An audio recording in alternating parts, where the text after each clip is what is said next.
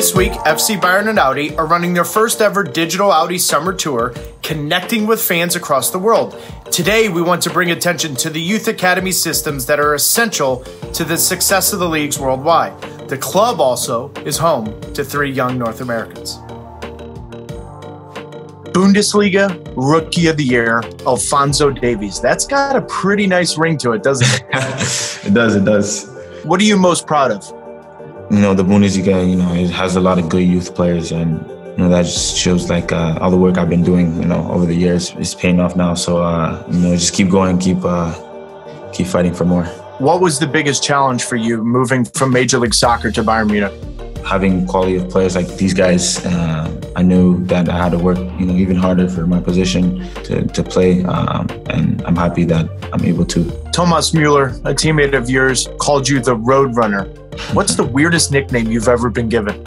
I think that one, definitely.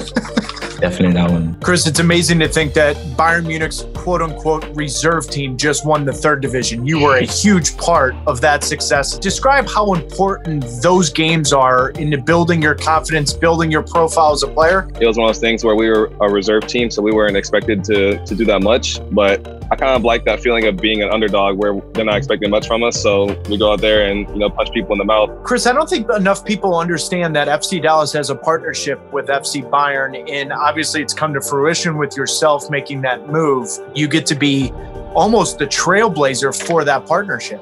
When I first heard about the partnership, I was really intrigued, but I didn't think much would come from it because of me. And then once I signed my homegrown deal, I realized that I hadn't done a whole year in the academy, so I had to get minutes somewhere. I mean, of course, you hear FC Bayern, you kind of go crazy, especially a kid from the States. It's not something you hear every day. And so I was really surprised that they wanted me out of all players to come, but I just knew that I had to hold up my end of the bargain and get as many minutes at a good level as I could. What's interesting, Dan, is do you think this elite player development partnership that you have with Bayern Munich is a model that other franchises in Major League Soccer should use? Look, I think if you're not investing in your academy, you're missing the boat in soccer. 97 or 98% of the world is developing their own players. I still think we're just scratching the surface here. We have a number of new platforms and ideas we've suggested that we're going to start working on over the next year or two with FC Bayern. This relationship is only going to take off from here. I've said numerous amount of times that the talent is here. Would you agree with that? Yeah, for sure, yes. The youth development improved a lot in the United States. And what you can see in the MLS especially is that there are very, very young and talented players already playing in men's football in the MLS. And I think that seems very interesting for European football clubs. If there was one thing that you're very grateful for from Real Salt Lake in prepping you for Bayern Munich, what would that be? RSL did a really good job of teaching us how to play. But while they were doing that, they also implemented having fun while doing it. What did the Whitecaps Academy do for you as a player? They gave me the opportunity to, play competitive, football at a young age, and then being able to, push through the rankings very quickly to the first team, getting my opportunity with that. It just set me up for this moment right here. Right now in Major League Soccer, Audi has a program called Goals Drive Progress, and it is tangible funds to help with housing, education, and transportation for the academy players. How important is that, do you think, for these academy players to utilize? It's very important with transportation, education especially.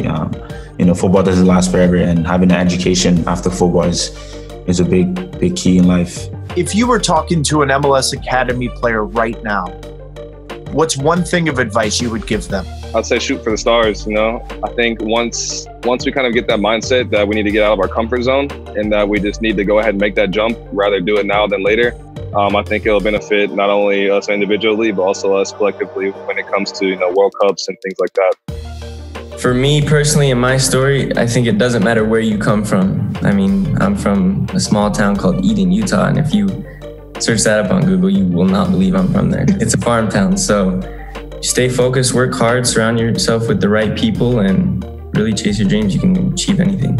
Every time they get an opportunity to play, they show what they have. They're not scared to, take a guy 1v1. Express yourself, play how you know how to play, and definitely play with a smile on your face. FC Bayern Munich and FC Dallas launched an elite player development partnership in 2018. Chris Richards is a perfect example of how success can be seen from such partnerships that have player development at the core.